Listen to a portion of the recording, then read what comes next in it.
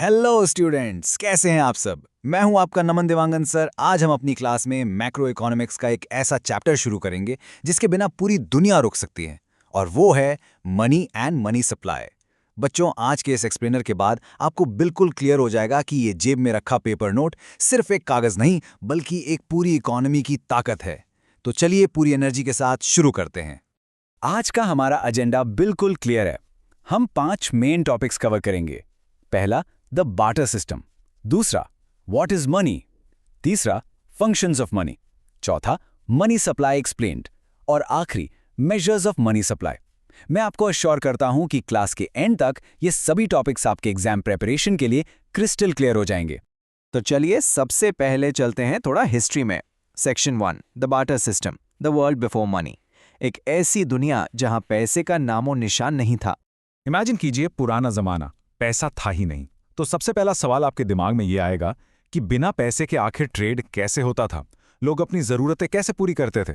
तब चलता था हमारा सीसी इकोनॉमी, यानी कमोडिटी फॉर कमोडिटी एक्सचेंज, एक सामान के बदले दूसरा सामान लेना।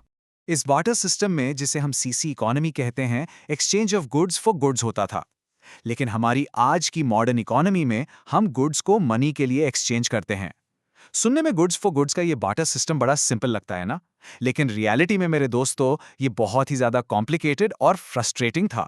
बार्टर सिस्टम बिल्कुल सक्सेसफुल नहीं रहा क्योंकि उसमें कुछ मेजर लिमिटेशंस थीं। ये 4 पॉइंट्स आपके बोर्ड एग्जाम्स के लिए बहुत क्रूशियल है, तो इनको हमेशा के लिए मेमोराइज कर लीजिए। पहला, lack of double coincidence of wants. दूसरा, lack of common measure of value. तीसरा, lack of standard of deferred payments. और चौथा, lack of store of value. ये चारों प्रॉब्लम्स मिलकर ट्रेड को ऑलमोस्ट इम्पॉसिबल बना देती थी। इन सब में से जो सबसे बड़ी और कॉमन प्रॉब्लम थी उसको हम कहते हैं डबल कोइंसिडेंस ऑफ वांट्स।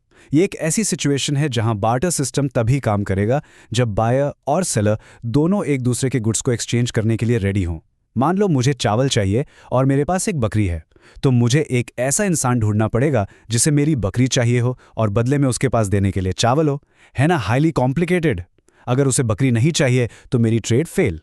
और इसी इम्पॉसिबल कॉम्प्लिकेशन को हमेशा के लिए खत्म करने के लिए एंट्री होती है हमारे अल्टीमेट सॉल्यूशन की। Let's move to section 2, what is money. अगर एग्जाम में आपसे पूछा जाए कि मनी आखिर है क्या, तो सिंपल भाषा में याद रखिए, money is what money does. ये डेफिनेशन आपको एग्जाम में बिल्कुल ऐसे ही लिखनी है। ध्यान से सुनिए। Money is anything which is generally accepted as a medium of exchange, measure of value, store of value and means for standard of deferred payments। हर वो चीज़ जो एक्सचेंज के लिए एक्सेप्ट हो जाए, जिससे हम किसी चीज़ की कीमत नाप सकें, वो मनी है। चाहे वो कागज़ का नोट हो, कॉइन्स हो, या आजकल का आपका यूपीआई डिजिटल वॉलेट। अब पैसा क्या क्या काम करता है, इसको डिटेल में समझने के लिए हम चलते हैं अपने अगले टॉपिक पर। Section 3, functions of money. इसको आसानी से समझने के लिए हम इसके रोल्स को 2 मेन कैटेगरीज में ब्रेक डाउन करेंगे, प्राइमरी और सेकेंडरी। सबसे पहले देखते हैं प्राइमरी फंक्शंस। ये मनी के सबसे बेसिक और सबसे इंपॉर्टेंट काम है। First is medium of exchange, यानी आप पैसे देकर कोई भी गुड्स या सर्विसेज तुरंत खरीद सकते हैं। इसने डबल कोइंसिडेंस ऑफ वांट्स की प्रॉब्लम को हमेशा के लिए खत्म कर दिया। Second is major of value.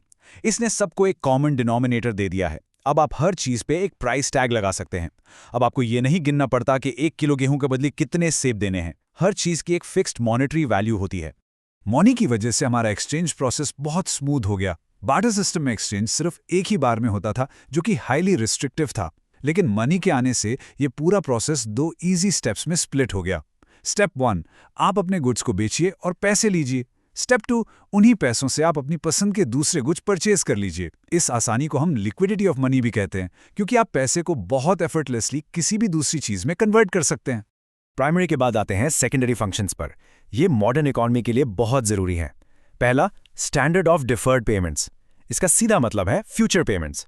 अगर आपको लोन लेना है तो आप ईएमआई में पैसे वापस कर सकते हैं। बार्टर सिस्टम में फ्यूचर पेमेंट लगभग नामुमकिन थी, क्योंकि क्वालिटी सेम नहीं रहती थी।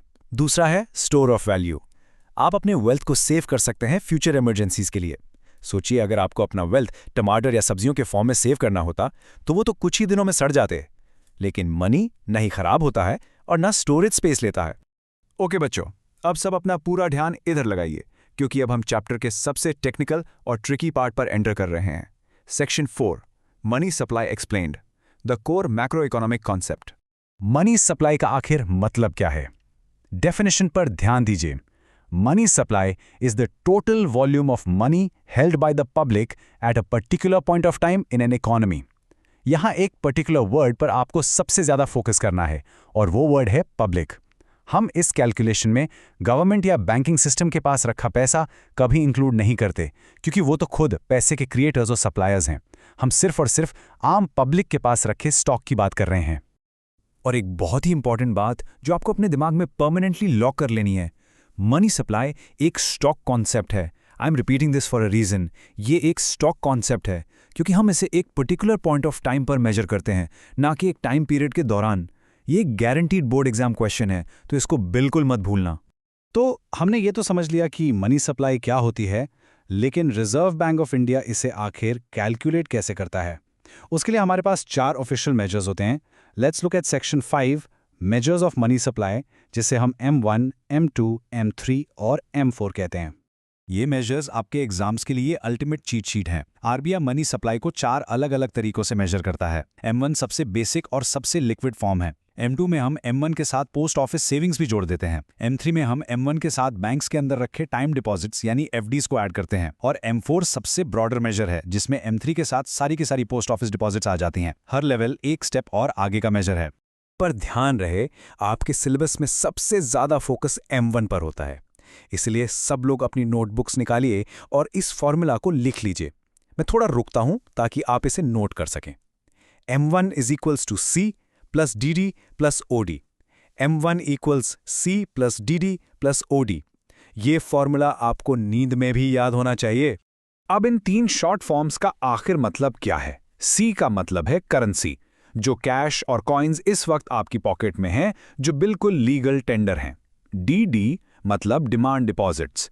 ये वो पैसा है जो आपने कमर्शियल बैंक्स में सेफ रखा है और आप जब चाहें चेक इशू करके वहां से निकाल सकते हैं। और OD मतलब अदर डिपॉजिट्स विद RBI।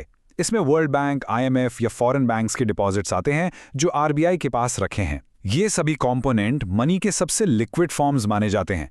आप इन्हें बिना किसी भी डिले के अपनी तुरंत शॉपिंग या पेमेंट्स के लिए यूज कर सकते हैं। लेकिन बच्चों, यहाँ एक बहुत बड़ा ट्रिक क्वेश्चन आता है जिससे एग्जामिनर्स आपको फंसा सकते हैं।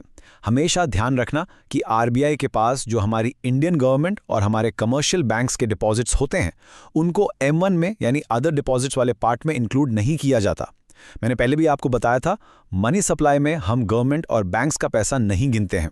ये एक आम ट्रैप है जिसमें स्टूडेंट्स एग्जाम्स में फंस जाते हैं, तो आप प्लीज़ ये गलती मत करना। जाते जाते मैं आप सभी के लिए एक टेस्ट क्वेश्चन छोड़ रहा हूं। जरा इसको डीपली एनालाइज कीजिए। अगर आप कल अपनी पॉकेट मनी ले जाकर अपने बैंक में डिपॉजिट कर देते हैं, तो क्या इस इकोनॉमी में टोटल मनी सप्लाई इंक्रीज होगी, डिक्रीज होगी या बिल्कुल सेम रहेगी?